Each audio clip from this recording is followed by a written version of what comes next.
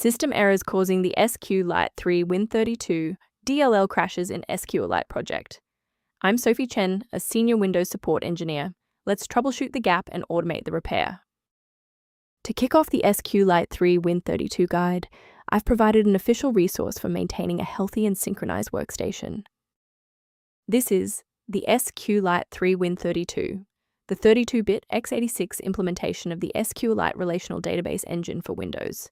It provides applications with localized serverless data storage. If missing, legacy 32-bit browsers or accounting tools will fail to load user settings, citing a database initialization failure. Now that the background is clear, let's walk through the actual installation steps. To restore Manually Library DLL, we need to address the underlying graphics runtime. I recommend installing the official Microsoft DirectX end-user runtime package to refresh your legacy DirectX components, followed by a GPU driver update to ensure your OpenCL or CUDA frameworks are current. When a standard software refresh isn't enough, we need to bypass the automated installers and look at manual system state resets. A quick reboot can determine if the error is transient. While it won't fix a deleted file, it can re-establish the connection between your software and the SQLite3-win32 file if the path was temporarily busy.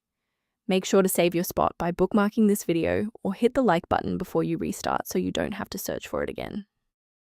With the restart confirmed as ineffective for this instance, let's analyze the registry settings next. If you need to pause the video while navigating the registry editor, feel free. If the restart didn't fix the performance alerts, we need to rebuild the diagnostic counter registry. First, open command prompt as admin.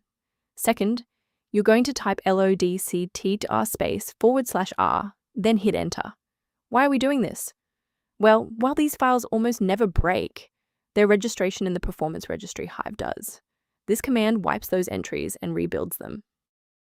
Before we finish, let's go over the professional protocol for sourcing essential system libraries. Avoid the trap of unofficial file repositories for Manually Library DLL, as these platforms are frequently utilized to distribute persistent browser hijackers and unwanted adware. For those looking for a professional-grade monitoring resource, I've provided a link to a diagnostic tool for you below. If system alerts or resource lag are present, the resource below outlines maintenance considerations related to SQLite3-win32. If your workstation is back online and SQLite3-win32 is running smoothly, please consider subscribing. It's the best way to support our mission of providing safe, reliable solutions.